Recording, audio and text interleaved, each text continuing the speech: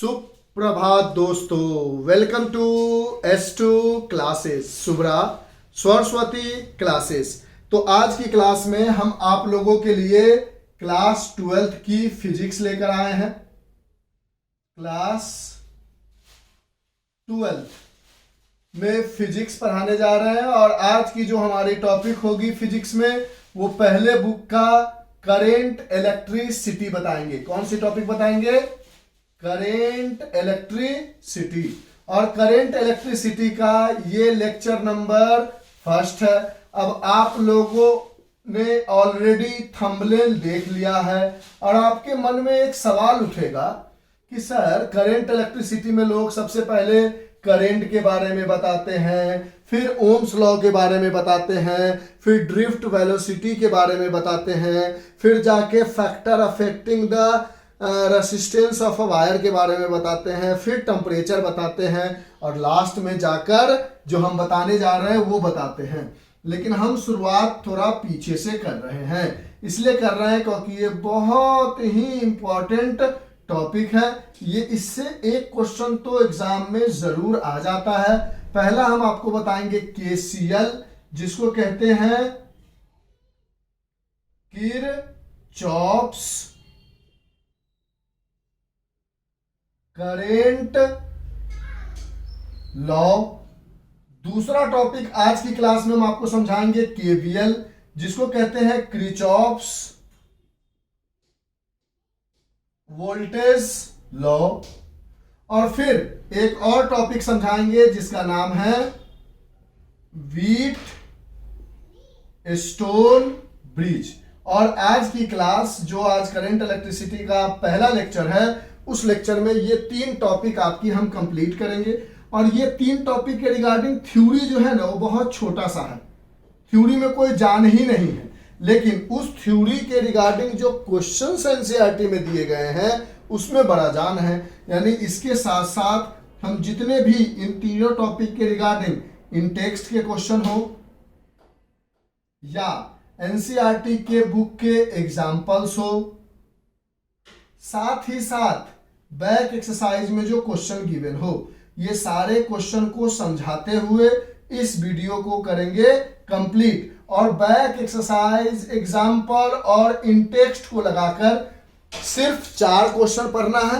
एक क्वेश्चन जो है वो एक फिगर बना के दिया गया है जिसके थ्रू हम आपको KVL समझाएंगे। यानी ओवरऑल 5 क्वेश्चन का डिस्कशन करेंगे इस वीडियो के रिगार्डिंग।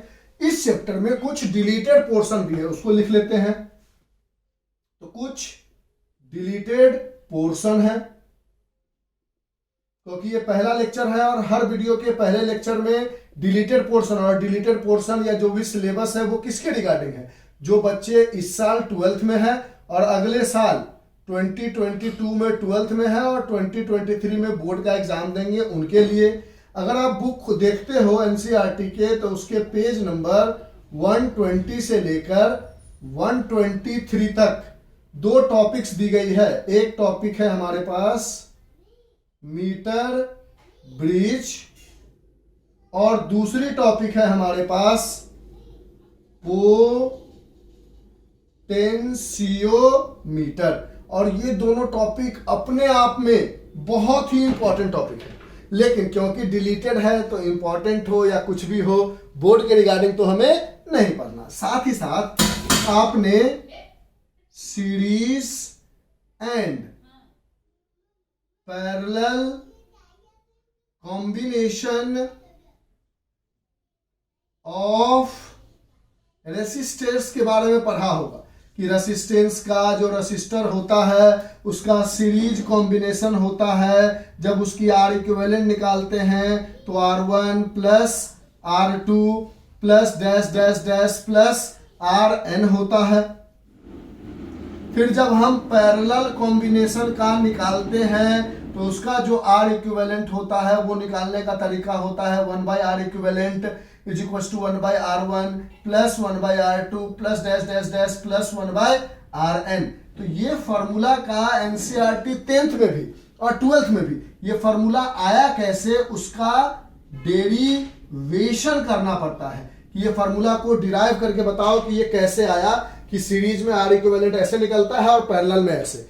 तो ये टॉपिक के regarding series and parallel combination of resistor के रिगार्डिंग ये फार्मूला से क्वेश्चन आएगा, इस फार्मूला से भी क्वेश्चन आएगा। सिर्फ ये डिलीटेड है कि ये फार्मूला डिराइव कैसे होता है वो आपको नहीं पढ़ना है, यानी मीटर ब्रिज पोटेंशियोमीटर तो डिलीटेड ही है, साथ ही साथ R equivalent in series combination and R equivalent in parallel combination has two different formula and what is the derivation of that formula, how can be derive that formula, वो deleted है। यानी ये सारी चीजें आपकी डिलीटेड पोर्शन है, समझ गए ना। ये पूरा टॉपिक डिलीटेड नहीं है, सिर्फ ये फार्मूला का डेरिवेशन डिलीटेड है। तो ये सारी डिलीटेड पोर्शन है।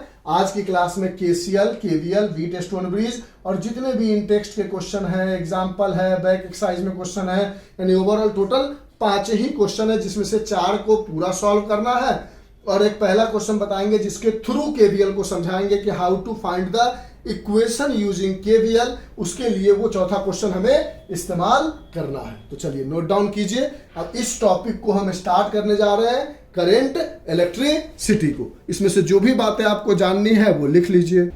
नहीं सर, इसमें से हमें कोई बातें नहीं जाननी थी, ये ऑलरेडी आपने एक वीडियो बनाया है डिलीटेड पोर्शन इन फिजिक्स, वहां से हमने देख लिया था। ओके चलिए तो स्टार्ट करें, लिख लो जो भी लिखना है। लिख लिया सर। अब सबसे पहले शुरू करेंगे KCL किरचॉफ्स करंट लॉ, फिर शुरू करेंगे KVL किरचॉफ्स वोल्टेज लॉ, फिर शुरू करेंगे वीट स्टोन ब्रिज। इन सब टॉपिक को बताने के बाद जो एनसीईआरटी में क्वेश्चन गिवन है उसको समझाते हुए इस वीडियो के पहले, इस चैप्टर के पहले वीडियो को कंप्लीट करेंगे। उसके बाद फिर दूसरे वीडियो पे आ जाएंगे जहां पे हम आगे आपको सीरीज पैरेलल जैसा होगा हमें जो सही लगेगा उसके अकॉर्डिंग चीजों को समझाते हुए आगे बढ़ते रहेंगे। आप बिल्कुल मत घबराओ, मेरा टारगेट है आपके 2023 का बोर्ड का एग्जामिनेशन। सबसे पहले आप थोड़ा सा चीज जानते हो, बचपन में भी पढ़ा होगा ओम्स लॉ के बारे में, जहां पे आपने पढ़ा था V = IR। V क्या होता था? वोल्टेज, सिंपल भाषा में। वैसे कहते हैं potential difference across the twins of a conductor, वो बात की बात है।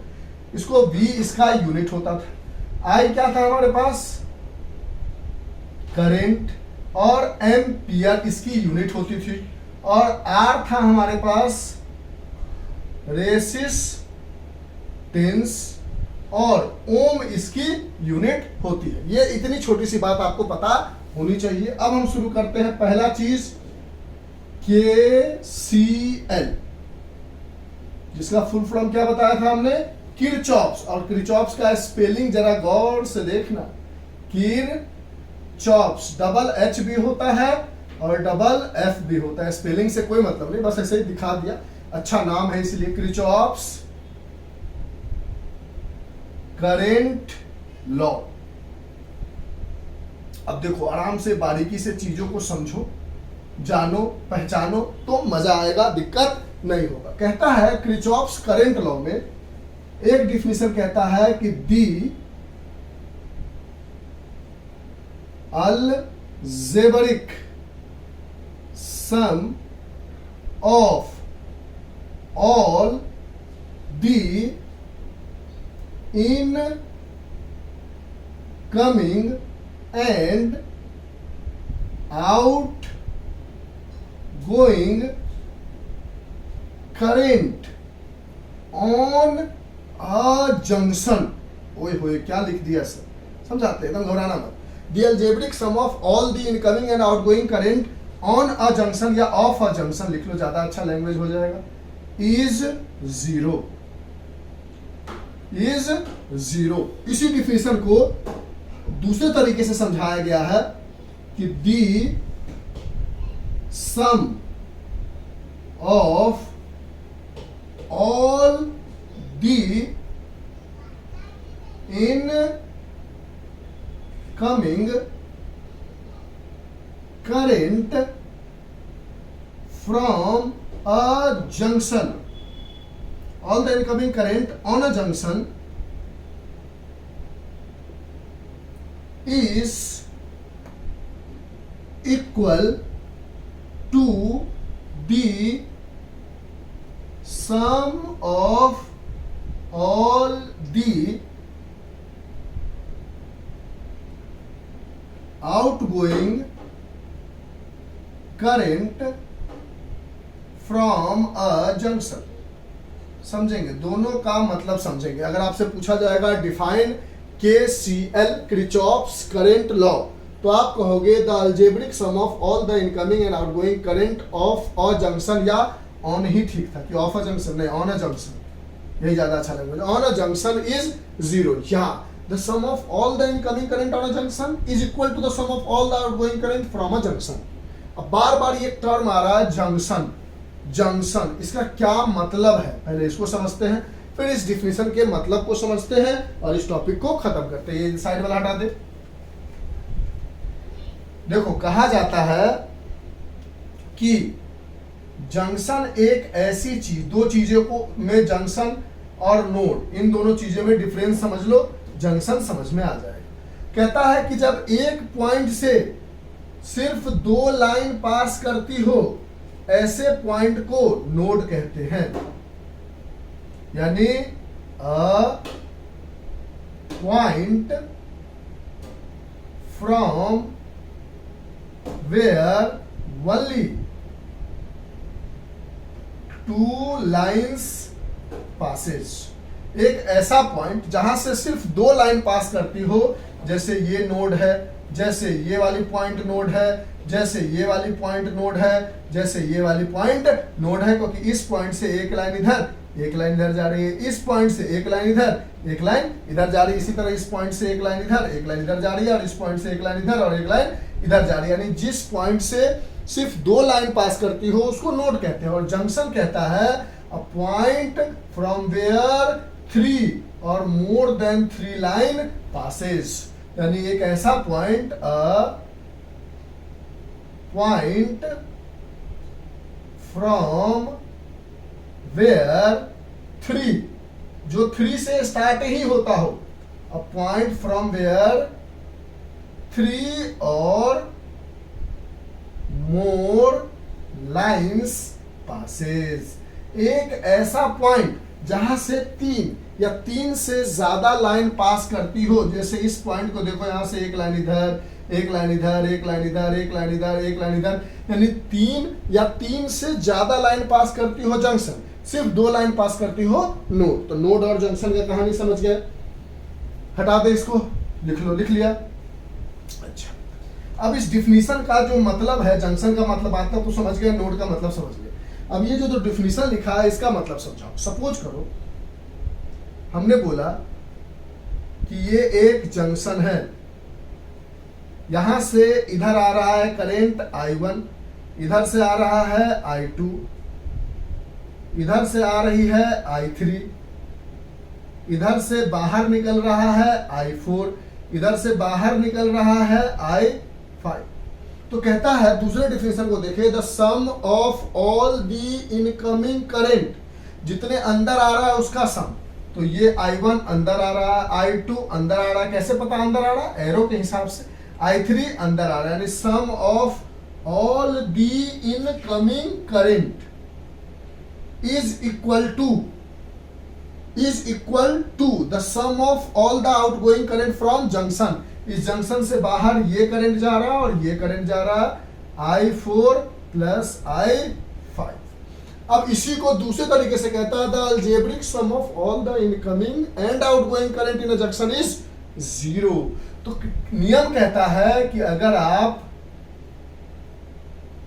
इनकमिंग करंट को पॉजिटिव लेते हो तो आपको आउट गोइंग करंट को निगेटिव लेना होगा, और अगर आप इनकमिंग करंट को निगेटिव लेते हो तो आउटगोइंग करंट को पॉजिटिव लेना होगा। जैसे अगर इन I4 और I5 को इधर लाओगे तो क्या बनेगा, I1 plus I2 plus I3 minus, और माइनस ऐसा लिख सकते हैं, देखो तो माइनस I4, क्योंकि सम कह रहा था, प्लस लगा के माइनस लगा दिया, फिर plus minus I5 is equal to 0।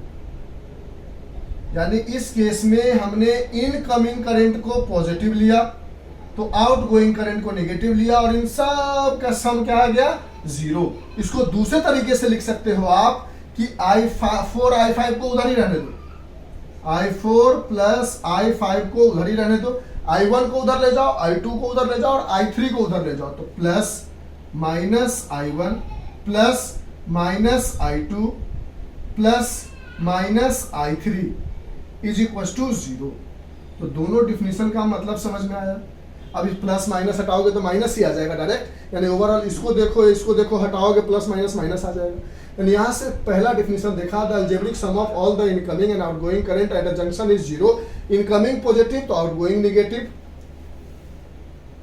और अगर इनकमिंग नेगेटिव तो आउटगोइंग पॉजिटिव। इसमें इनकमिंग पॉजिटिव था तो आउटगोइंग नेगेटिव था, अगर इसमें आउटगोइंग पॉजिटिव था तो इनकमिंग नेगेटिव था। ये रूल है। तो ये पहला KCL की कहानी खत्म हो गई। इस पर एक छोटा सा क्वेश्चन बना के हम आपको कुछ कॉन्सेप्ट को समझा देते हैं, लिख लो। मतलब बहुत इजी चीज है, ऑलरेडी जानते हो, दिक्कत नहीं होगा। इरेज करें, ले लिया स्क्रीनशॉट? हाँ सर ले लिया। इरेज कर दे? हाँ सर। एकदम बारीकी से चलो। ये जो टॉपिक है ना बहुत अच्छा टॉपिक है। अच्छा इन द सेंस ये है ना कि देखो कुछ ऐसे टॉपिक्स होते हैं जो दुनिया के हर लोगों को लगता है कि हम इसको बना लेंगे। दुनिया के हर लोगों को लगता है, जो भी पढ़ाई कर रहा है, मतलब ऐसा नहीं कि जो पढ़ाई नहीं कर रहा वो भी बना लेगा, लेकिन जो पढ़ाई कर रहा है उसको लगता है ये बहुत इजी है। लेकिन इसी क्वेश्चन में 99.99% बच्चे फंस जाते हैं। लूप कैसे लेना है, करंट कैसे डिस्ट्रीब्यूट करना है, आगे जब बढ़ोगे क्वेश्चंस बनाओगे तो आपको चीजें पकड़ में आएगी कि सर जो है वो बात सही कह रहे थे। जैसे एक क्वेश्चन उठाया, बोला कि फाइंड आई, ये क्वेश्चन है और पहला कुछ ऐसा है। यहां पर आ रहा है, सपोज कर लो 2 एम्पियर, यहां से आ रहा है 3 एम्पियर, यहां से आ रहा है 4 एम्पियर, इधर बाहर जा रहा है 11 एम्पियर सपोज कर लो, ठीक। और यहां पर पूछ रहा है आई बताओ क्या होगा। तो आप यहां से लिखोगे सम ऑफ ऑल दी, क्योंकि ये जंक्शन है, फ्रॉम वेयर 2 और मोर लाइन पास, 3 और मोर लाइन पासेस, तो sum of all the incoming current is equal to sum of all the outgoing current, ठीक है सर।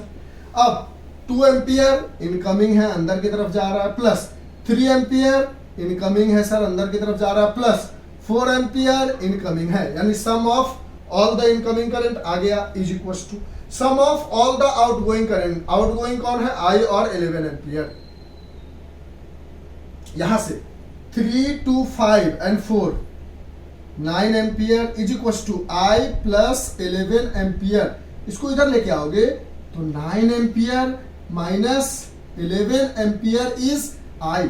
यहां से आप बोलोगे कि आई की वैल्यू आ गई -2 एम्पियर। ओए होए होए होए होए। और यहां से एक बात दिमाग में बैठा लो, करेंट नेवर बी नेगेटिव, यानी करंट कभी नेगेटिव नहीं हो सकता। और हमें नेगेटिव वैल्यू आ गई, यानी कुछ तो गलती किया है हमने। सर क्या गलती किया है? तो गलती ये है कि जब गलती कुछ नहीं है, सब सही है, लेकिन करंट की वैल्यू नेगेटिव आ जाए तो दिमाग लगाओ कि जो ओरिजिनल डायरेक्शन क्वेश्चन में बना के दिया गया है वो डायरेक्शन इसका डायरेक्शन नहीं है। यानी समझाते हैं क्या कह रहे हैं। इधर से आ रहा है 2 एम्पियर, इधर से आ रहा है 3 एम्पियर, इधर से आ रहा है 4 एम्पियर, बाहर जा रहा है 11 एम्पियर, और यहां से जो बाहर का डायरेक्शन है वो डायरेक्शन चेंज हो गया और आई बराबर आ गया 2 एम्पियर। बोलो अब लॉजिक पकड़ पाए? यानी अगर करंट की वैल्यू पॉजिटिव, जैसे एक और क्वेश्चन उठा लेते हैं, जैसे इसी का दूसरा पार्ट बोल दे, पहला पार्ट था फाइंड आई, दूसरा पार्ट में बोल दे ऐसा कुछ, मान लो इधर से आ रहा है 2 एम्पियर, बाहर जा रहा है 3 एम्पियर, अंदर आ रहा, बाहर जा रहा है 2 एम्पियर, और मान लो बाहर की तरफ पूछ दे आई कितना होगा, तो यहां से क्या बोलोगे? Sum of all the incoming current. Incoming क्या है? 2 एम्पियर, और मान लो अंदर पूछ दे, डायरेक्शन बदल देते हैं ताकि पॉजिटिव वैल्यू आ जाए, आई कितना होगा, तो बोलोगे sum of all the incoming current, 2 आ रहा है अंदर और आई आ रहा है अंदर, is equal to outgoing कितना है 3 एम्पियर प्लस 2 एम्पियर, यहां से तो बोलोगे 2 ampere plus I equals to 5 ampere, I equals to 5 ampere minus 2 ampere, that is I equals to 3 ampere. यानी जो डायरेक्शन क्वेश्चन में दिया गया था वो सही डायरेक्शन था और इसकी वैल्यू 3 एम्पियर होगी और वो अंदर की तरफ आ रहा होगा। लेकिन इसमें आई की वैल्यू निगेटिव आने का मतलब है जो डायरेक्शन क्वेश्चन में दिया गया था वो गलत डायरेक्शन था, उस डायरेक्शन को सही करना है और वैल्यू को पॉजिटिव लिखना है, करंट कभी भी निगेटिव नहीं हो सकता। तो इस तरह से केसीएल की कहानी खत्म हो गई। इसको लिखो, अब हम केवीएल समझाते हैं, धीरे धीरे, जल्दी लिखो, फास्ट। लिख लिया? हाँ सर लिख लिया। अब आगे बढ़ते हैं दूसरे टॉपिक पे जो है हमारा केवीएल। और केवीएल को ही समझने के लिए मजा आएगा, केसीएल तो फिर भी ठीक ठाक था, एकदम दिक्कत बिल्कुल नहीं होगा, घबराने की जरूरत नहीं है। आराम से चलते चलो, ये वीडियो थोड़ा लंबा जाएगा, क्वेश्चन बनाते बनाते 1-2 घंटे का होगा, घबराने की जरूरत बिल्कुल नहीं है, आराम से आप पढ़ोगे, बहुत मजा आएगा। अब हम बात करते हैं केवीएल, जिसका नाम है किरचॉफ्स वोल्टेज लॉ। ये सीधा कहता है, समझेंगे, ये कहता है कि दी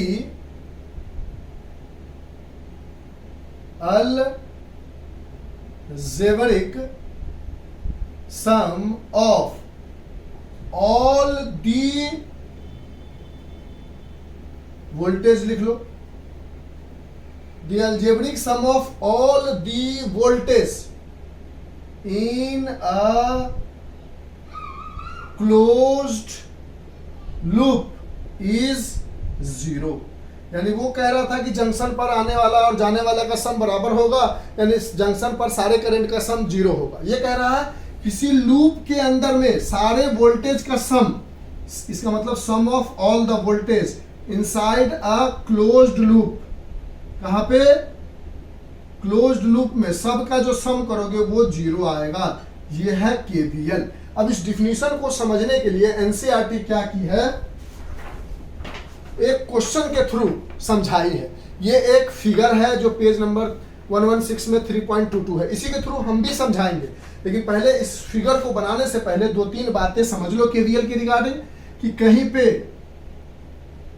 आराम से समझो, एकदम पूरा क्लियर कर देंगे आपको केवीएल केसीएल। कहीं पे कोई रेसिस्टेंस है R, करंट है I। अब आप जानते हो या तो V लिखो या IR लिखो, ये भी क्या है, V ही तो है, क्योंकि आपको ओम्स सर ने बताया है V = IR होता है कहां से, ओम्स लॉ से। तो आप या तो V का यूज कर लो डायरेक्ट या IR का यूज कर लो, वो भी V बन जाएगा। तो कहता है जिस डायरेक्शन में करंट है, अगर आपने कोई ऐसा पाथ बनाया और वो पाथ आपको खुद लेना है, अगर आपने पाथ करंट के डायरेक्शन में लिया और रेजिस्टेंस है, तो इस समय आपको लिखना है -IR। समझेंगे कैसे इस्तेमाल करेंगे वो समझेंगे। दूसरा कहता है कि अगर इसी केस में करंट का डायरेक्शन अभी भी यही है, रेजिस्टेंस R है और आपने पाथ बदल लिया और आपने दूसरे ढंग का पाथ ले लिया, पहले से अपोजिट में, बस इस बात का ध्यान रखना था कि करंट इधर जा रहा था और आपने पाथ इधर लिया है, तो अपोजिट डायरेक्शन में अगर पाथ है तो आप +IR लिखोगे। ये पहली चीज, क्यों ये भी समझा ही देंगे, फिर क्वेश्चन के थ्रू समझाएंगे, ठीक है। पहला चीज कह रहा है कि जिस डायरेक्शन में करंट, उसी डायरेक्शन में अगर आपने पाथ सेलेक्ट किया है तो -IR, जिस डायरेक्शन में करंट उसके अपोजिट डायरेक्शन में अगर पाथ सेलेक्ट किया है तो +IR। उसी तरह अगर कहीं पे बैटरी लगी हुई है और अगर आप पाथ बैटरी के पॉजिटिव से निगेटिव की तरफ लेते हो, तो बैटरी का पोटेंशियल अगर V है तो इसको -V यूज करना है, और अगर बैटरी लगी हुई है और पाथ अगर आप निगेटिव से पॉजिटिव की तरफ अपने से बनाते हो तो इसका पोटेंशियल +V कंसीडर करना है। ऐसा, इसका मतलब यह हो गया, इसको लिख लो कि अगर आप बैटरी में पॉजिटिव टू निगेटिव पाथ लेते हो तो पोटेंशियल माइनस भी हो जाएगा, और अगर आप निगेटिव टू पॉजिटिव वाला पाथ लेते हो तो प्लस भी हो जाएगा। ठीक है, ये एक बैटरी की कहानी। लिख लो लिख लो लिख लो लिख लो लिख लो लिख लो। और करंट में अगर आप करंट के डायरेक्शन में पाथ लेते हो तो माइनस IR हो जाएगा, और अगर करंट के अपोजिट डायरेक्शन में किसी पाथ को लेते हो तो वो प्लस IR हो जाएगा। करंट के अपोजिट डायरेक्शन में पाथ लिया प्लस IR, सेम डायरेक्शन में लिया तो माइनस IR। ऐसा क्यों? तो देखो, अगर आप मान लो V बराबर 10 वोल्ट रहा होता तो इसको हम 10 मानते थे और इसको 0 मानते थे, यानी हायर पोटेंशियल से लोअर पोटेंशियल की तरफ जाते हैं तो निगेटिव लेना पड़ता है। अगर इसमें देखो तो आप ये 0 रहा होता, ये 10 रहा होता, तो लोअर से हायर आओगे तो पॉजिटिव लेना पड़ता है। उसी तरह रीजन बता रहे हैं कि ऐसा क्यों है। रीजन नहीं भी जानोगे तो क्वेश्चन बन जाएगा। अगर यहाँ बैटरी लगा दो आप, तो आप देखो ये 10 था तो ये भी इधर आते आते आते क्या हो गया 10 और इधर 0, यानी आप इधर कहाँ जा रहे हो, इधर लोअर है इधर हायर है, आप लोअर से हायर जाओगे तो पॉजिटिव। और यहां अगर बैटरी लगाते हो आप ऐसे और इसी डायरेक्शन में करंट का जिधर डायरेक्शन होगा उधर ही पॉजिटिव लोगे ना, इसलिए इधर पॉजिटिव लिया। अब इसमें देखो आप ये 10 रहा होता, ये 0 रहा होता, अगर 10 वोल्ट का बैटरी था तो आप इसमें हायर से लोअर जा रहे हो। यानी दूसरा तरीका समझने का है कि जब अगर आप हायर पोटेंशियल से लोअर पोटेंशियल की तरफ जाते हो तो आपको निगेटिव लगाना है, और अगर आप लोअर पोटेंशियल से हायर पोटेंशियल की तरफ जाते हो तो आपको पॉजिटिव कंसीडर करना है। जैसे भी समझ में आता है आपको बात समझ लो। एक तरीका है समझने का कि करंट के डायरेक्शन में जाओ तो निगेटिव, करंट के अपोजिट डायरेक्शन में जाओ तो पॉजिटिव, प्लस से माइनस जाओ बैटरी में तो निगेटिव, और माइनस से प्लस आओ तो पॉजिटिव। इसका कारण यह है कि जब हम इस वाले केस में आ रहे हैं और इस वाले केस में आ रहे हैं तो हायर से लोअर जा रहे हैं, हायर से लोअर पोटेंशियल की तरफ जा रहे हैं, इसलिए निगेटिव लिया। और इस वाले केस में और इस वाले केस में लोअर से हायर की तरफ पाथ को सेलेक्ट किया है, इसलिए पॉजिटिव लिया। अब इस तरीके से समझ लो या इस तरीके से समझ लो, क्वेश्चन आपका बन जाएगा। ठीक है, ये बातें समझ में आई। अब एक हमारे पास क्वेश्चन है, उसके थ्रू हम आपको समझा देते हैं। अब एक चीज और कहता है, ऐसा इसको लिख लो, पहले लिख लिया, इरेज करें। अब क्वेश्चन में बनाते बनाते समझाएंगे। ठीक है, यहां पे क्या है, लूप, यानी पाथ जो भी होगा वो स्ट्रेट पाथ नहीं होगा, क्या होगा, लूप में पाथ होगा। लूप कहने का मतलब पाथ को या तो आप क्लॉकवाइज ले सकते हो या पाथ, देखो ना, अगर कोई लूप होगा तो लूप में या तो ऐसे चल सकते हो या तो लूप में ऐसे चल सकते हो, या तो क्लॉकवाइज ले सकते हो या एंटी क्लॉकवाइज ले सकते हो। ये लेके हम समझाएंगे क्या कहना चाह रहे हैं। ठीक है, इसको लिख लो, इतना समझ लो। लिख लिया, इरेज करें, पक्की वाली बात। हाँ सर। अब देखो एक बुक में क्वेश्चन है, क्वेश्चन नहीं है, फिगर है, उस फिगर के थ्रू बताया गया है कि कैसे कैसे लूप कंसीडर कर सकते हो, कहां पे केसीएल लगा सकते हो, कैसे इक्वेशन क्रिएट किया जाता है इस केसीएल और केवीएल की मदद से, और फिर उस इक्वेशन को सॉल्व करके करंट वगैरह निकाला जाता है किसी भी सर्किट में। ठीक है, तो ये जो आपके पास अगर बुक हो, इसके बाद व्हीटस्टोन ब्रिज बताएंगे, ताकि लूप पकड़ने आएगा तो व्हीटस्टोन ब्रिज में लूप का इस्तेमाल करना है तो आपको दिक्कत नहीं होगा। डायरेक्ट व्हीटस्टोन ब्रिज बनाएंगे तो आप लूप नहीं बना पाओगे तो मजा नहीं आएगा।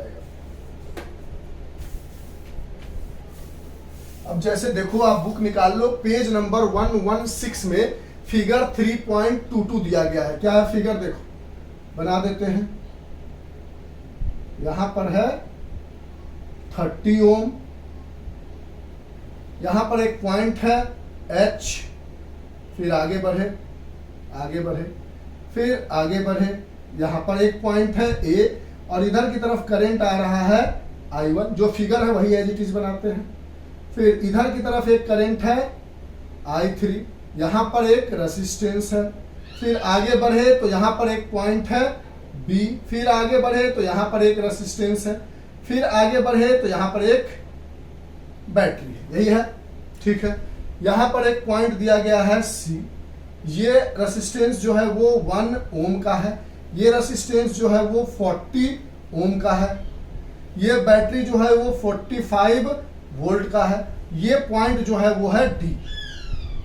आगे बढ़े बढ़े बढ़े बढ़े बढ़े बढ़े, इसको थोड़ा सा और लंबा कर लेते हैं ताकि डायग्राम कॉम्प्लिकेटेड ना लगे।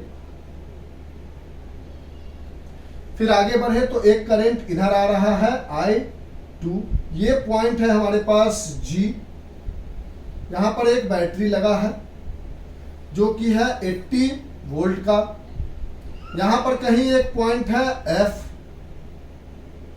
यहां पर एक रेसिस्टेंस लगा है जो कि है 1 ओम का, ठीक है। फिर आगे बढ़े, यहां से एक करंट आ रहा है I2 और यहां पर 20 ओम का है, ये पॉइंट है E। आप क्रॉस चेक कर लेते हैं, कोई गलती नहीं लिखनी चाहिए। यहां से I1 आए 30 है, H पॉइंट है, ये A है, D है, I3 इधर जा रहा है, 40 है, 1 है, 45 है, प्लस माइनस ठीक है, B है, C है पॉइंट। एक जगह लिख लेते हैं, पता चले पॉइंट कौन कौन सा, एक को ऊपर एक को नीचे लिखोगे तो अच्छा नहीं लगेगा, ठीक है। फिर यहाँ है G है, बैटरी है, नेगेटिव पॉजिटिव, फिर 1 ओम है, फिर यहाँ पर 20 ओम है। अगर I2 यहाँ से आ रहा है तो इधर भी I2 आ रहा होगा। ये हमारा क्वेश्चन है और इस क्वेश्चन में हमें करंट वगैरह नहीं निकालना, इस क्वेश्चन में हमसे डायरेक्ट कहता है कि आप KVL KCL को कैसे इस्तेमाल करोगे, ये बच्चों को समझाओ। जिसने समझाया है वो हमें भी समझाने के लिए कह रहा है तो हम भी समझाते हैं। अब यहां से देखो, आप सबसे पहले जंक्शन पे आ जाओ जहां करंट है, तो ये एक जो पॉइंट A है वो आपको जंक्शन जैसा दिख रहा, जहां पर एक से ज्यादा लाइन पास कर रही है, एक दो तीन से ज्यादा या तीन, एक इधर या इधर, 3 या 3 से ज्यादा लाइन पास करे उसको जंक्शन कहते हैं। तो ये पॉइंट पर 3 लाइन पास कर रही है, अब ये पॉइंट जंक्शन हो गया। यहां पर देखो तो सम ऑफ आउटगोइंग करंट क्या क्या है, I1 plus I2 is equal to the sum of incoming current, एक ही करंट आ रहा है I3, यानी यहां से एक इक्वेशन बन गया I3 plus I2 equal to I1। ये एक इक्वेशन तो बन गया और ये इक्वेशन किससे बना, KCL से। अब KVL के लिए हमें लूप लेना है, अब हमें KVL के लिए लूप लेना है, क्या लेना है, लूप। KVL यूज करने के लिए हमें लेना है लूप, और लूप कैसा होना चाहिए, क्लोज्ड। और लूप का मतलब जहां से शुरू करते हो वही खत्म होना चाहिए।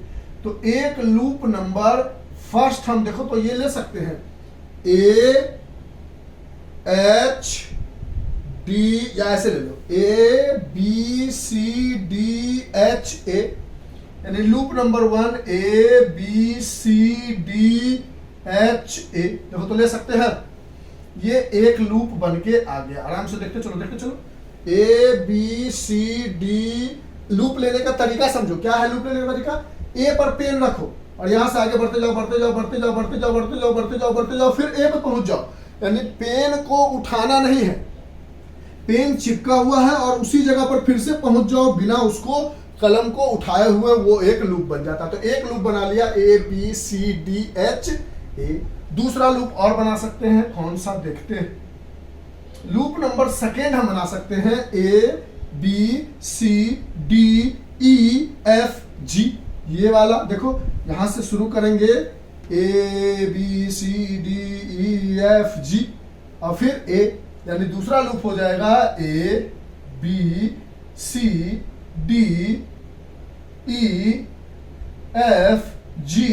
And A। ये लूप नंबर सेकेंड उतर के आ गया। तीसरा लूप हम एक और ले सकते हैं जो आपको ध्यान देना होगा, क्या ले सकते हो, देखो तो GEDHAG,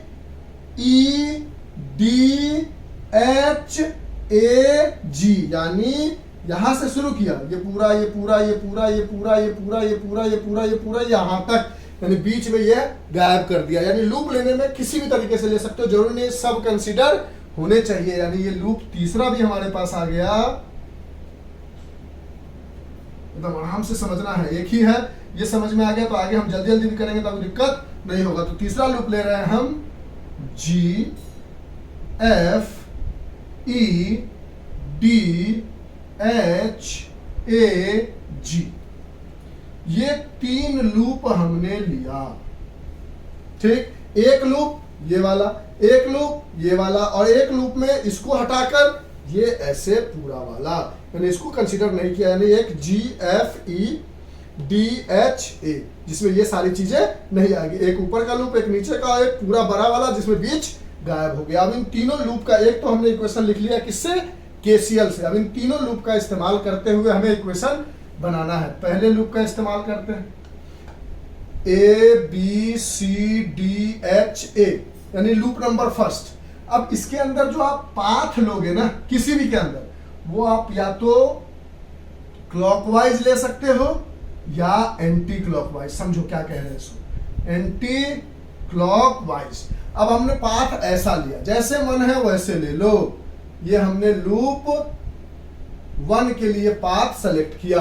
अब वो किसी को मन होगा ऐसे घूम के आने का, अब किसी को मन होगा नहीं हम ऐसे नहीं घूमेंगे, इधर से लेंगे, ले लो, कोई दिक्कत नहीं। ठीक है, कोई भी पाथ आप कंसीडर कर सकते हो, क्लॉकवाइज या एंटी क्लॉकवाइज, यही समझा रहे थे। अब इस लूप में देखो, आ जाओ, कहां से शुरू करोगे, यहां से शुरू करते हैं। अब I1 अगर यहां से आ रहा है तो ये I1 यहां भी आएगा।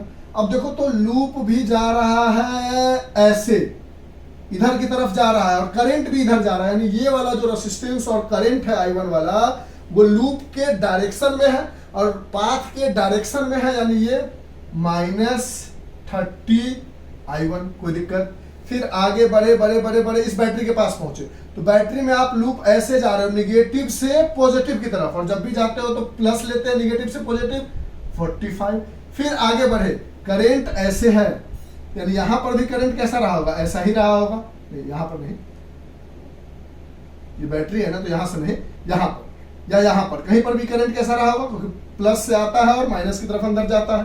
तो यहां पर भी करंट ऐसा रहा होगा। इस रेसिस्टेंस के लिए पाथ भी देखो ना, इधर की तरफ ही जा रहे हो, और करंट भी इधर ही जा रहा है, यानी -1I3। पक्की वाली बात समझ रहे हो। अगले वाले बढ़ो, पाथ ऐसे घूमते घूमते घूमते इधर ही रहे हो, और करंट I3 भी इधर ही है, तो यानी -40I3 इज इक्वल टू 0। यही होता है। ये भी क्या है, V, ये भी क्या है, V I R V ही तो है, और ये सब V मिला के sum of the potential inside a close loop is 0। यही लिखना है। पहला बना लिया। यहां से क्या बन के आया, -30 I1 +45, और इन दोनों को देखोगे सेम चीज है, तो -41 I3। यहां से आप इज इक्वल टू 0, इसको उधर ले जाओ और इसको भी उधर ले जाओ, तो क्या मिल जाएगा, 30 I1 +41 I3 is equal to 45। ये हमारा दूसरा इक्वेशन बन के आया, जो कि कहां से बन के आया, KVL से। अब इधर का नीचे वाला चीज मिटा है, पक्की वाली बात। अच्छा, यहां थोड़ा गलती लिख दिया था, I1 + I2 बराबर I3 था, ये सही था, ये नीचे गलती से लिख दिया था। ठीक है, कंफ्यूज नहीं करना। देखो ना, I1 अंदर आ रहा है, I3 अंदर आ रहा है, I1 I2 बाहर जा रहा है। यहां पर सही लिखा था, वो उल्टा लिखा गया। ठीक है, इरेज करें, कर दो सर। यानी एक इक्वेशन आपको मिल गया, I3 is equal to I1 + I2। अगर पहले कंफ्यूजन हुआ होगा तो आप सही कर दो। ठीक है, I3 जो है अंदर आ रहा है और I1 I2 बाहर जा रहा है। और ये कैसे मिला, KCL की मदद से। ये पहला इक्वेशन। दूसरा आपने इक्वेशन निकाला, जब लूप वो कंसीडर किया तो क्या आया, 30 I1 +41 I3 is equal to 45। और ये कहां से मिला, अगर इक्वल टू नहीं लिखना है तो ऐसे लिख लो, -45 इज इक्वल टू 0। और ये कहां से मिला, KVL से। दूसरा इक्वेशन तैयार, कोई दिक्कत। लिखते चलो लिखते चलो लिखते चलो। तीसरा इक्वेशन बनाते हैं। अब ये लूप इरेज कर दे। अब हम आगे बढ़ते हैं, और हम अपना पहला लूप तो कंप्लीट कर लिया। अब हम दूसरे लूप की तरफ आते हैं, लूप नंबर सेकेंड। और इसी तरह से इक्वेशन बना के तब लास्ट में सॉल्व कर लिया जाना होता है। क्वेश्चन आएगा तो सॉल्व करके भी दिखाएंगे। लूप नंबर सेकेंड है, A B C D EFGA, यानी ये, इसमें भी सपोज कर लो पाथ हमने ऐसा लिया होता है, जैसे मन है वैसे ले लो आप, ठीक है। ये लूप नंबर सेकेंड।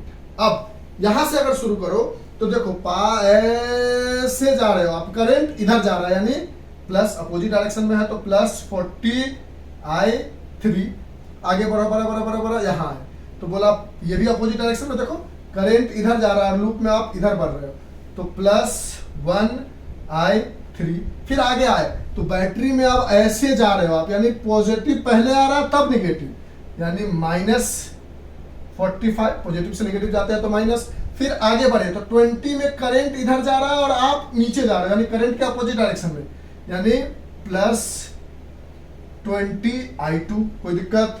फिर आगे बढ़े तो करंट इधर है और लूप आपका इधर की तरफ है, यानी ये भी प्लस में अपोजिट डायरेक्शन में है तो प्लस 1I2। अब आगे गए तो लूप में आप इधर जा रहे हो, यानी पॉजिटिव से निगेटिव जा रहे हो, देखो ऐसे बढ़ रहे हो और पॉजिटिव पहले आ रहा है, यानी -80 = 0। ये करंट के अपोजिट डायरेक्शन में इसलिए प्लस, ये भी पाथ जो है करंट के अपोजिट डायरेक्शन में प्लस, ये पॉजिटिव से नेगेटिव इसलिए माइनस, ये अपोजिट डायरेक्शन में इसलिए प्लस, ये अपोजिट डायरेक्शन में इसलिए प्लस, और ये पॉजिटिव से नेगेटिव इसलिए माइनस, क्योंकि जानते हो सेम डायरेक्शन में होता तो माइनस लेते करंट वाले में, और नेगेटिव से पॉजिटिव जाते तो प्लस लेते हो, पहले लिखवा दिया। अब यहां से आप देखोगे तो ये दोनों मिलके हो जाएगा 41I3, ये दोनों मिलके हो जाएगा प्लस 21I2, और ये दोनों मिलके हो जाएगा -125 = 0। और ये भी कैसे मिला, KVL, किरचॉफ्स वोल्टेज लॉ से। तीसरा इक्वेशन मिल गया 41I3 प्लस 21I2 माइनस 125 = 0। इसी तरह से इक्वेशन बनाना होता है, KVL से मिला। अब तीसरे लूप पे आते हैं, समझ लो ना कैसे, इसी तरह से इक्वेशन बनाना सीख जाओगे ना तो जब हम आगे क्वेश्चंस बताएंगे तो दिक्कत नहीं होगा। ये मिटा देते हैं, ये सब लूप वाला जो लिया था हमने ऑलरेडी। अब तीसरा लूप है हमारा लूप नंबर 3, और वो जो लूप है वो है GEDHAG, यानी ये पूरा वाला लूप, ये पूरा वाला लूप। चलो अब इसमें हमने लूप ऐसे कंसीडर किया, यहां से उठाया, ऐसे ऐसे ऐसे ऐसे चल रहा है, जैसे चलना है वैसे चलो। जरूरी नहीं है कि एक बार क्लॉकवाइज ले लिया तो अगली बार एंटी क्लॉक, जैसे बने वैसे लेते चलो, जो ले लिया वो ले लिया। ऐसे घूमा तो ऐसे अगर आप घूमोगे तो देखो ये जो है वो करंट के, ऐसे देखो यहां से आओ, आप ऐसे चल रहे हो, चल रहे हो चल रहे हो चल रहे हो चल रहे हो चल रहे हो, ऐसे पहुंच रहे हो, करंट इधर आप इधर जा रहे हो, यानी प्लस 30I1। बीच वाला तो बिल्कुल खत्म हो गया इस लूप के अंदर, इसका तो कोई काम नहीं। आगे बढ़े बढ़े बढ़े बढ़े बढ़े बढ़े, यहां पर अब आप जा रहे हो निगेटिव से पॉजिटिव, यानी प्लस 80। आगे बढ़े बढ़े बढ़े बढ़े करंट के सेम डायरेक्शन में, यानी -1I2। फिर आगे बढ़े लूप ऐसे जा रही है, ऐसे जा रही है, यानी करंट के डायरेक्शन में ये वाला जा रहे हो, यानी -20I2 = 0। यहां से आए करंट के अपोजिट डायरेक्शन में पाथ है तो प्लस, फिर आगे बढ़े नेगेटिव से पॉजिटिव तो प्लस, फिर आगे बढ़े करंट के सेम डायरेक्शन में है तो माइनस, फिर आगे बढ़े करंट के सेम डायरेक्शन में पाथ है तो -20I2। ये हो गया 30I1, इन दोनों को ऐड किया तो -21I2 प्लस 80 = 0, और ये एक चौथा इक्वेशन बन के आ गया, और वो भी किससे, केवीएल की मदद से। अब इन चारों इक्वेशन से मिलाकर हमें क्वेश्चन वगैरह सॉल्व करना होता है, करंट वगैरह निकालना होता है, तो वो हम दिमाग लगाते हैं और निकालते हैं। इस क्वेश्चन में हमें सिर्फ ये समझाना था कि how to apply KVL, close loop का पोटेंशियल को 0 कैसे लिखना है, और इस क्वेश्चन में शायद हम वो काम कर पाए हैं जो हमें करना चाहिए था। इसमें से जो भी बातें लिखनी है वो लिखो, फिर हम आपको व्हीटस्टोन ब्रिज समझाते हैं, और फिर बचे हुए 4 क्वेश्चन को समझाकर इस टॉपिक को दी एंड करेंगे। लिख लो, इसमें से जो भी बातें लिखनी है समझनी है समझ लो। आप लिख लिया? चलिए अब हम आगे बढ़ते हैं व्हीटस्टोन ब्रिज पे, और व्हीटस्टोन ब्रिज को भी प्रूफ जो है ऐसे ही किया जाता है केवीएल और केसीएल की मदद से, यानी केवीएल क्लोज्ड लूप की मदद से प्रूफ करके भी दिखाएंगे और उसके क्वेश्चंस भी करके दिखाएंगे। जो भी एनसीईआरटी में 4 क्वेश्चन है, एक क्वेश्चन तो बता दिया, 5 था। अब ये जो क्वेश्चन बताया अभी, इसमें आपको करंट वगैरह निकालने के लिए नहीं पूछ रहा था, सिर्फ बोल रहा था केवीएल और केसीएल बनाकर आप कितने इक्वेशन तैयार कर सकते हो। हमने 3-4 इक्वेशन बनाए, जिसमें 3 बनाए क्लोज्ड लूप की मदद से और 1 बनाया केसीएल की मदद से। अब हम बात करते हैं हमारा नेक्स्ट टॉपिक, जो कि है व्हीट स्टोन ब्रिज। तो कहता है व्हीट स्टोन ब्रिज कुछ ऐसा दिखेगा। समझेंगे क्या कहता है, पहले उसको समझो, फिर उसका प्रूफ समझाएंगे आपको।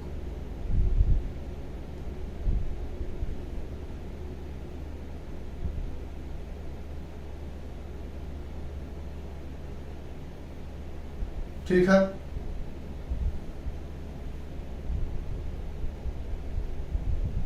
ठीक। अब ऐसा कुछ व्हीट स्टोन ब्रिज दिखेगा आपको। आराम से देखते चलो, देखते चलो, एकदम घबराने की जरूरत नहीं है। सर हम घबरा कहाँ रहे हैं। मान लो ये रेसिस्टेंस है R1, ये है R2, ये है R3, ये है R4। यहाँ मान लो पोटेंशियल V है, यहाँ से करंट आ रहा है I, यहाँ आया I, यहाँ एक बीच में भी इस तरह रेसिस्टेंस लगा हुआ है। ठीक है, यहां से करंट आया I, जैसे ही करंट को 2 रास्ता दिखा, वो चला गया इधर I1, इधर आ गया I1, I2। अब कहता है, पहले तो केसीएल की मदद से लिख लोगे, I बराबर I1 plus I2, sum of all the incoming current equals to the sum of all outgoing current. कहां से? केसीएल की मदद से। अब कहता है कि ये व्हीट स्टोन ब्रिज जो है, ये बन जाएगा balanced Wheatstone bridge. Balanced Wheatstone bridge तभी बनेगा इफ R1 अपॉन R4, मान लो ये R4, R2, R1 था, R5 रहा होता, R1 upon R4 is equal to R2 upon R3। कहता है कि ये एक व्हीट स्टोन ब्रिज है और ये एक बैलेंस्ड व्हीट स्टोन ब्रिज तब बनेगा जब दिस अपॉन दिस, यानी मान लो ये 2 ओम रहा होता, ये 4 ओम रहा होता, ये 6 ओम रहा होता, ये 12 ओम रहा होता, तो 2 अपॉन 4 1 अपॉन 2, 6 अपॉन 12 1 अपॉन 2। तो R1 अपॉन R4 अगर R2 अपॉन R3 के बराबर होगा और इसमें आप लगा देते हो एक गैल्वेनोमीटर। गैल्वेनोमीटर क्या होता है समझेंगे। Galvanometer, it is a device that is used to detect spelling सही है, detect a very small current. Galvanometer is a device that is used to detect a very small current. तो देखा गया कि इसमें galvanometer shows no deflection. Galvanometer shows no deflection. आराम से क्या कहने का मतलब ये जो I1 करंट आया, अब हमारे दिमाग में ये था कि ये I1 करंट कुछ इधर जाएगा और कुछ इधर जाएगा, लेकिन इसमें कोई भी करंट नहीं है। करंट क्या है? 0 है। और इधर I1 जो आया था, जो भी एम्पियर का करंट है वो इधर आ गया I1, और इधर से जो I2 आ रहा था वो यहाँ I2 आया और सीधा इसमें भी चला गया I2, सीधा इसमें भी चला गया I2। यानी यहां से देखने को मिला हमें कि ये जो करंट I1 आ रहा है वो सीधा इधर चला जाएगा, बीच में कोई करंट नहीं आ रहा, तो बीच का जो रेसिस्टेंस है वो कैंसल्ड आउट हो जाएगा और हमारा ओवरऑल सर्किट कुछ ऐसा बच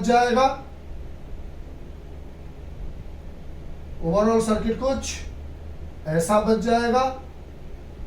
यहां पे बैटरी लगा देंगे और हम कहेंगे कि ये R1 था, ये R2 था, ये R3 था, ये R4 था, इसमें करंट I1 है, इसमें भी करंट I1 है, इसमें करंट अगर I2 है, जो मेन करंट I आ रहा था जो बटा था, और इसमें भी I2 है, यानी ये दोनों सीरीज में हो गया और ये दोनों सीरीज में हो गया। इन दोनों को सीरीज में जोड़ दो, इन दोनों को सीरीज में जोड़ दो और आपस में पैरेलल में जोड़ दो, आसानी से कहानी बन जाएगी। तो कहता है एक Wheatstone bridge, balanced Wheatstone bridge तभी बनेगा जब रेसिस्टेंस का this upon this is equal to this upon this होगा, तो बीच का रेसिस्टेंस कैंसिल्ड आउट हो जाएगा और इन दोनों आपस में सीरीज में ऐड हो जाएंगे और ये दोनों भी सीरीज में, और जो भी इसका सीरीज का रिजल्ट आएगा, जैसे ये 2 है ये 6 है तो सीरीज में 8 ओम हो गया, और ये 4 है और ये 12 है तो सीरीज में 16 ओम हो गया। यानी इन दोनों का आर इक्विवेलेंट जो है वो आपको मिल गया 8 ओम, और इन दोनों का जो आर इक्विवेलेंट है वो आपको मिल गया 16 ओम, और ओवरऑल जो आर इक्विवेलेंट निकालोगे तो 1 by R equivalent equal to 1 by 8 plus 1 by 16 करके एलसीएम लोगे 16, 2 प्लस 1 यानी 3 अपॉन 16, यानी आर इक्विवेलेंट इसको रेसिप्रोकल करोगे तो ये भी रेसिप्रोकल 16 अपॉन 3 ओम आ जाएगा। मतलब अगर दिस अपॉन दिस रेसिस्टेंस का ratio this upon this resistance के बराबर होगा तो बीच का रेसिस्टेंस कैंसिल हो जाएगा, क्योंकि बीच में कोई करंट ही नहीं आएगा, क्योंकि गैल्वेनोमीटर में कोई डिफ्लेक्शन नहीं दिखाएगा, और इसी को कहते हैं बैलेंस्ड व्हीट स्टोन ब्रिज। समझ में आई बात? यानी ये कंडीशन है बैलेंस्ड व्हीट स्टोन ब्रिज होने का। 2 कंडीशन, एक कंडीशन कहता है अगर करंट बीच में 0 है तो वो बैलेंस्ड व्हीट स्टोन ब्रिज है, इसका मतलब this upon this equal to this upon this होगा। या दूसरे तरीके से कहता है अगर दिस अपॉन दिस है और दिस अपॉन दिस इक्वल है तो बीच में करंट नहीं होगा, यानी अगर इन दोनों का रेशियो आपस में इक्वल है तो करंट नहीं पास कर रहा होगा। दूसरे तरीके से कहता है अगर करंट नहीं पास कर रहा है इसका मतलब इन दोनों का रेशियो आपस में इक्वल है, and this is called balanced Wheatstone bridge. अब इसका प्रूफ देखते हैं कैसे करेंगे कि this upon this equal to this upon this क्यों आता है। तो बैलेंस्ड व्हीट स्टोन ब्रिज क्या होता है ये समझ में आ गई, पक्की वाली बात? हाँ सर, लिख लो। लिख लिया, इरेज करें।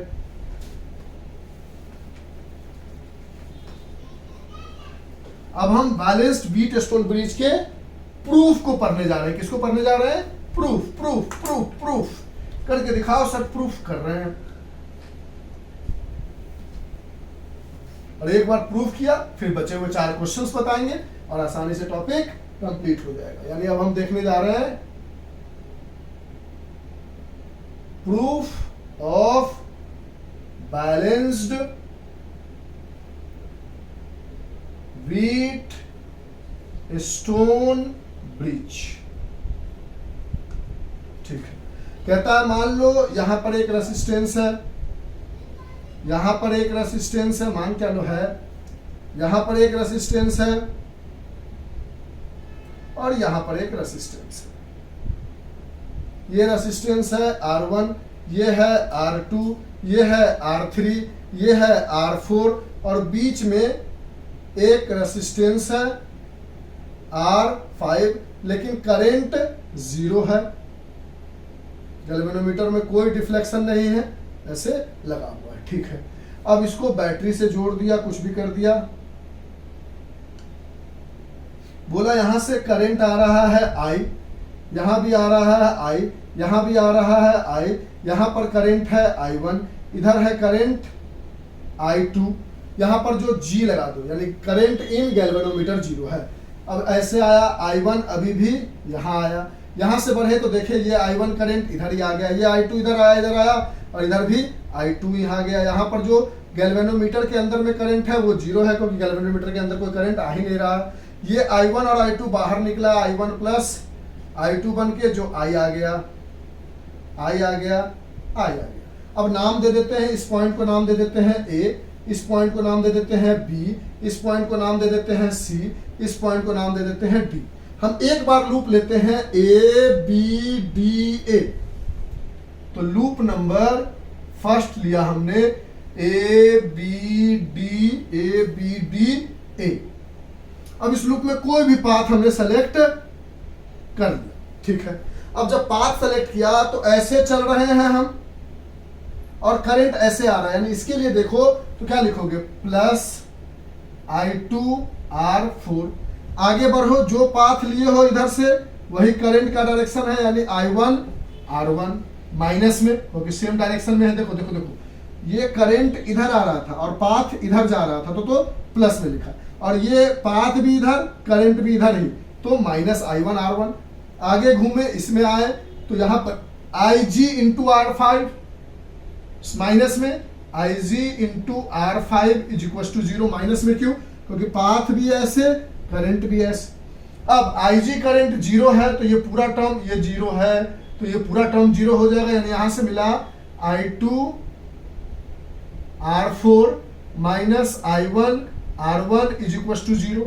यहां से लिखा I2 R4 is equal to I1 R1। अब I1 को इधर लेके आते हैं, तो I2 अपॉन I1 बराबर R4 को उधर ले जाओ तो R1 अपॉन R4। एक इक्वेशन ये बना के लेकर आया। अब एक दूसरा लूप लेते हैं। अब लूप लेते हैं BCDB। अब हम कंसीडर करते हैं लूप नंबर सेकेंड BCDB।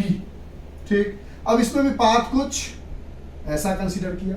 अब यहां से शुरू करें, पाथ लिया है, उसके अपोजिट पाथ ऐसे जा रहा है और करंट ऐसे आ रहा है, यानी प्लस IG R5। फिर आगे बढ़े बढ़े बढ़े बढ़े, इधर ही आ रहे हैं और करंट भी इधर ही है, यानी माइनस I1 R2। इसमें आगे बढ़े तो पाथ इधर की तरफ आ रहा है और I2 करंट इधर की तरफ है, यानी अपोजिट डायरेक्शन में होता है तो प्लस लेते हैं, I2 R3 और इक्वल टू 0। इसके अलावा कुछ नहीं था। IG करंट 0 है तो ये पूरा टर्म 0 हो गया। यहां से मिला I1 R2 माइनस में plus I2 R3 equal to 0। यहां से इस पूरे टर्म को उधर ले जाओ तो क्या मिलेगा, I2 R3 is equal two plus में I1 R2। I1 को इधर लेके आओ तो I2 अपॉन I1, R3 को उधर ले जाओ तो R2 अपॉन R3 मिला। अब यहां से I2 अपॉन I1, ये इक्वेशन मान लो A है और ये मान लो B है, दो पाया है आपने। यहां से I2 अपॉन I1 जो है R1 अपॉन R4 है, और इक्वेशन B में I2 अपॉन I1 ही है जो R2 अपॉन R3 है, यानी कह सकते हो on comparing equation A and B, जब A और B को कंपेयर किया तो हमें मिल गया R1 upon R4 is R2 upon R3। यही प्रूफ करना था और यही कंडीशन होता है किसके लिए, बैलेंस्ड व्हीटस्टोन ब्रिज के लिए। सिर्फ व्हीटस्टोन ब्रिज के लिए नहीं, बैलेंस्ड व्हीटस्टोन ब्रिज के लिए। तो ये पूरी प्रूफ है बैलेंस्ड व्हीटस्टोन ब्रिज का। लिख लो, तो बारीकी से चलो, पूरा मजा आ जाएगा, इजी हो जाएगा टॉपिक। लिख लो जल्दी लिख लो। लिख लिया, आगे बढ़े। हाँ सर लिख लिया, ठीक है। तो इस तरह से थ्योरेटिकल पार्ट तो पूरा हो गया, ठीक है। अब न्यूमेरिकल पार्ट पे आते हैं। अच्छा, एक छोटा सा बात और समझ लो, कभी कभी ये गलती मत कर देना, दिमाग में हो जाता है बैलेंस व्हीटस्टोन ब्रिज समझ के, क्या सर, अगर मान लो ऐसा दिया हुआ है, देखना छोटी सी बात, और यहां पर ऐसे है और यहां पर भी एक रेसिस्टेंस लगा हुआ है, ठीक है। अब ये मान लो R1 है, ये मान लो R2 है, ये मान लो R3 है, ये मान लो R4 है, ये मान लो R5 है, ये मान लो R6 है, और यहां से बैटरी जुड़ा हुआ है, ठीक है। अब अगर इफ R1 अपॉन R4 बराबर R2 अपॉन R3 है, तो आप बोलोगे हाँ सर, अगर ऐसा है तो ये एक बैलेंस्ड व्हीट स्टोन ब्रिज है। लेकिन तो ठीक है, इसका मतलब R5 कैंसिल हो जाएगा, लेकिन इसका मतलब ये नहीं कि R6 को कैंसिल कर देना, यानी आप बचा हुआ सर्किट कैसा रह गया, ये है, ये भी है, ये भी है, और ये तो था ही, यानी R1 है, R2 है, R3 है, R4 है, R5 सिर्फ कैंसिल होगा R6 भी रहेगा। Balance stone wheat stone bridge में सिर्फ ये वाला रेसिस्टेंस को कैंसिल करोगे क्योंकि इसके थ्रू करंट पास नहीं करता। यहाँ से करंट जब I निकालोगे तो इधर से पहले ही मिल जाएगा इसको I1, इसको I2 और इसको I3। समझ रहे हो बात को? तो यहाँ से I2 भले ही इसको I3 जो इधर से आया इधर मिलेगा, भले ही I1 जो इधर से आया इसको मिलेगा, लेकिन स्पेशल एक करंट इसको भी मिलेगा, भले इसमें कोई करंट नहीं होगा। तो ये सर्किट का इक्विवेलेंट ऐसा बन के आएगा if it is a balanced Wheatstone bridge. ऐसा मत करना कि इन दोनों को अंदर में जितना है सबको कैंसिल कर दो, ऐसा बिल्कुल नहीं करना। बात समझ गए? ठीक है। अब इस तरह से आपका पूरा का पूरा टॉपिक जो पढ़ना चाहिए था आपको न्यूमेरिकल के रिगार्डिंग वो हमने आपको समझा दिया। अब हम इसके रिगार्डिंग क्वेश्चंस जो 4 बच गए हैं, एक में तो सिर्फ इक्वेशन लिख के बताना था वो बता दिया, अब 4 क्वेश्चन बच गए उसको बताते हैं। और उसको बताने में 1 घंटा कम से कम लगेगा, 1 घंटा नहीं तो कम से कम 45 मिनट तो लग ही जाएगा, क्योंकि क्वेश्चन सब थोड़े से इक्वेशन वगैरह अच्छे से बनाना है। लेंदी है, मतलब लेंदी इन द सेंस इक्वेशन बनाने आ गया तो आपको सारी चीजें आ गई। चलिए, तो अब आ जाओ आप उसी पेज में एग्जाम्पल नंबर 3.6 में, पेज नंबर 116 में ही, किसमें? 116 में ही एग्जाम्पल। यहां पर गलती से हमने लिख दिया है फिगर 3.6, ये फिगर नहीं है, एग्जाम्पल 3.6 है, पेज नंबर 116 का। कहता है अ battery of 10 volt and a negligible internal resistance is connected across a diagonally opposite corner of a cubical network consisting of 12 resistor। समझो, एक ये क्वेश्चन में जो कह रहा है 3.6 एग्जांपल में कहता है एक क्यूब है, आराम से क्यूब को अच्छे से बना लेते, हर क्यूब के साइड पर एक रेसिस्टेंस लगा हुआ है,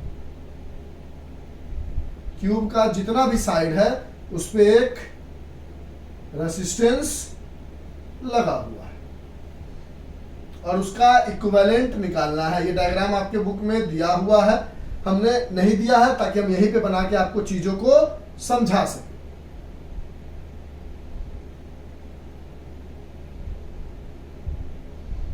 आराम से समझना है, घबराना बिल्कुल नहीं है। हाँ सर, हम लोग कहाँ घबराते हैं, ठीक है।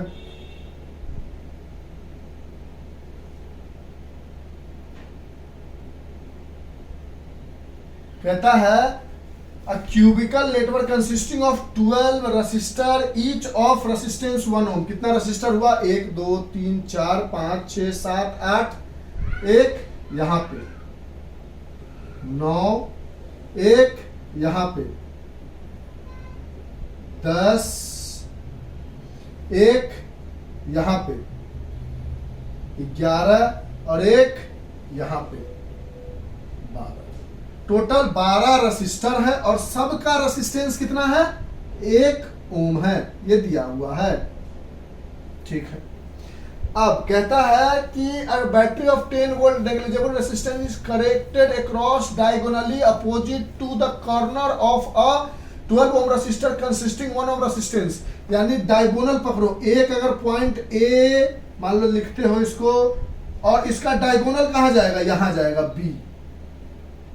तो कहता है एकदम डायगोनली बना हुआ है और यहां से एक बैटरी कनेक्टेड है और ये बैटरी कितने वोल्ट का है? 10 वोल्ट का है और सारे का रेसिस्टेंस 1 ओम। 1 ओम वो नहीं लिखते हैं, समझ लो आप, लिख के फिगर को खराब नहीं करते हैं। कहता है determine the equivalent resistance of the network. यानी पहला चीज बताओ इस क्वेश्चन में आर इक्विवेलेंट क्या होगा। पहले कहता है कि भैया एक क्यूबिकल है जिसके चारों 12 रेसिस्टर टोटल लगा हुआ है, सब साइड पे है, डायगोनली एक पॉइंट ए से और एक पॉइंट बी से एक बैटरी जुड़ी हुई है।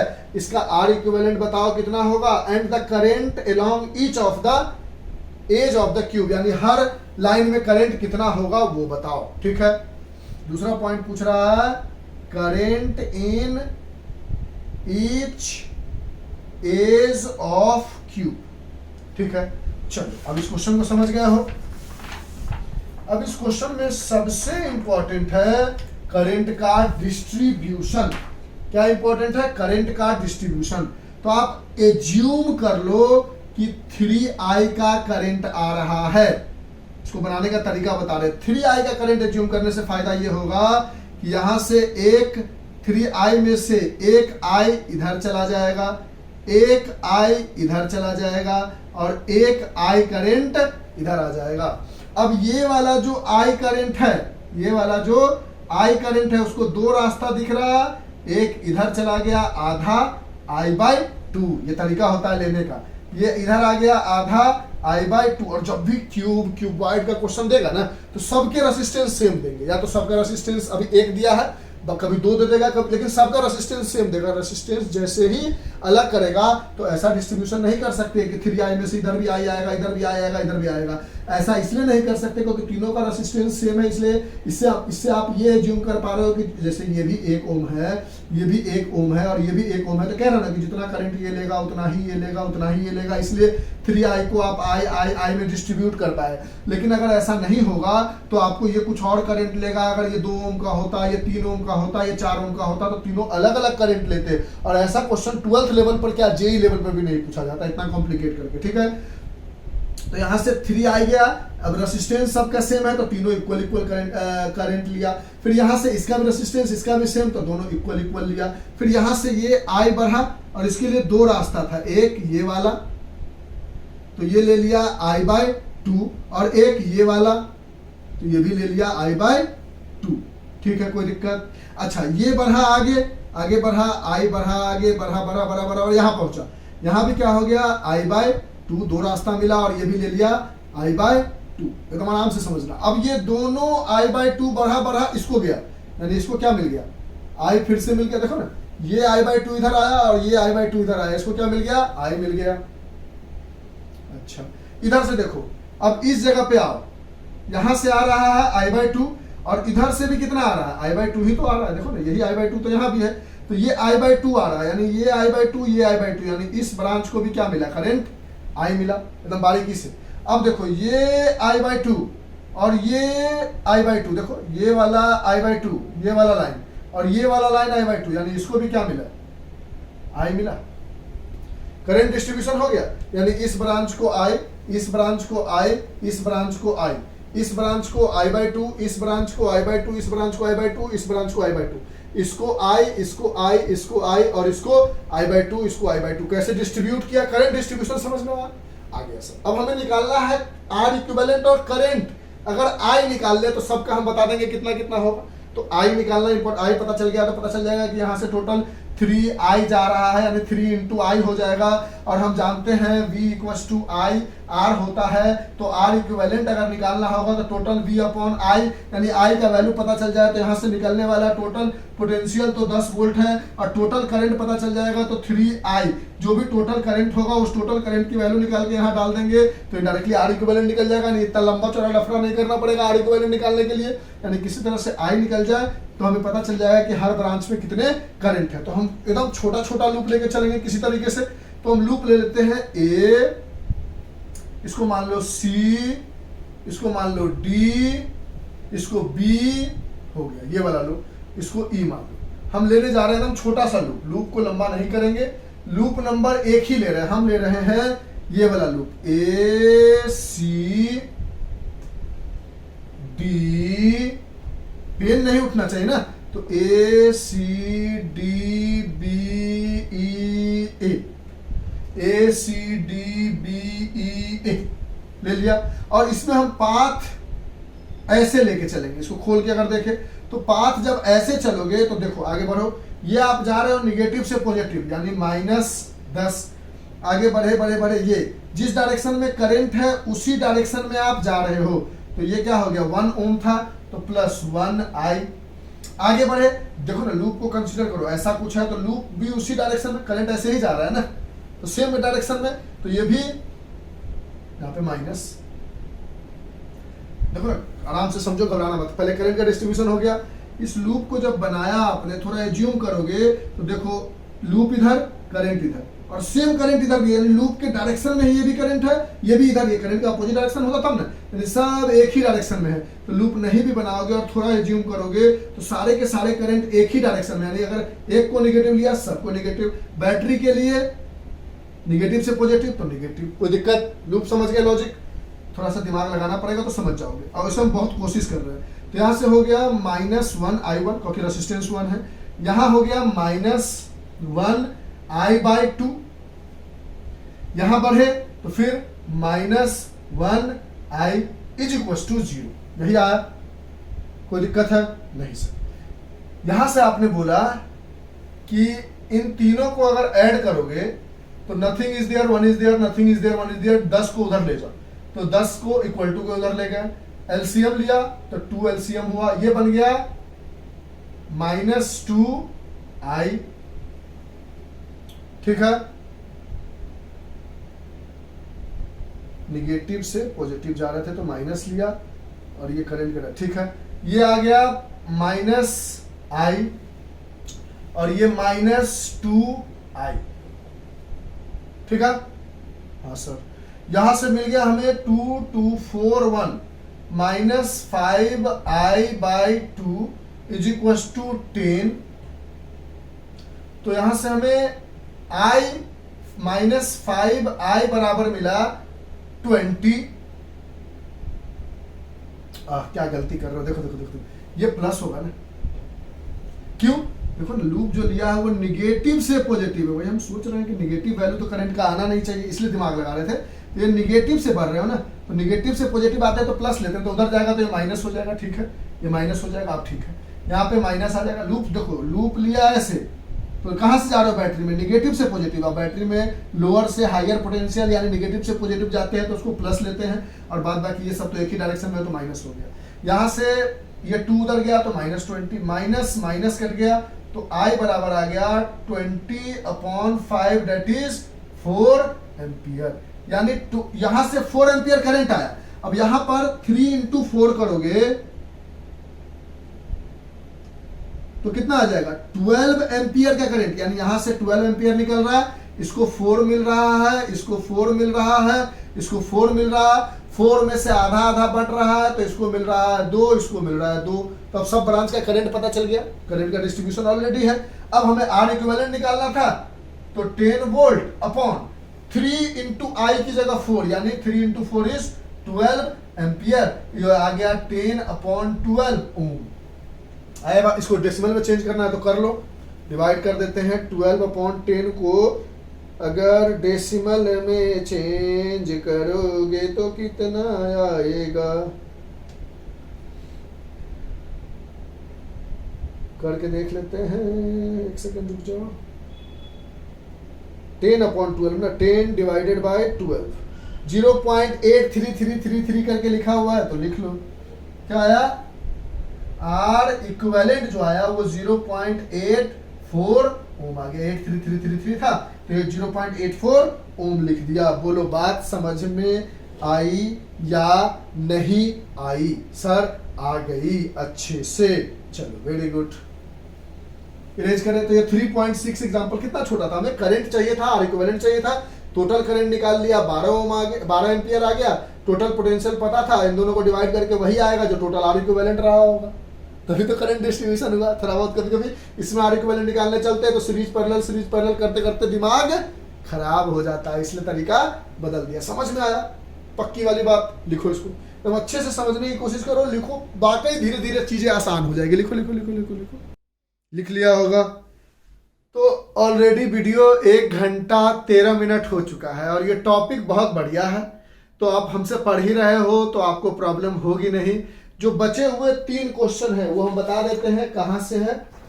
एक पेज नंबर 117 में डायग्राम है, एक पेज नंबर 119 में एग्जाम्पल 3.8 है, और एक बैक एक्सरसाइज के पेज नंबर 128 में क्वेश्चन नंबर 3.9 है। Repeat it.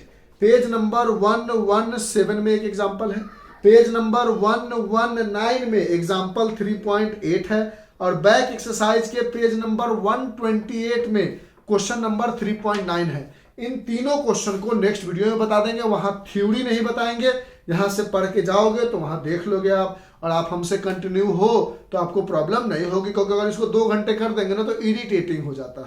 थोड़ा सा इसमें लूप वगैरह बनाने वाला है, तो यही से हम आगे कंटिन्यू करेंगे। तो आज के लिए इतना ही। Bye, have a nice day, enjoy, take care, stay home, stay safe. अच्छा लगे तो एक छोटा सा प्यारा सा नन्हा सा कमेंट, नहीं तो भी कमेंट कि सर नहीं अच्छा लगा, अच्छा लगा तो अच्छा लगा सर, जो भी चीजें हैं आप बताओ हमें।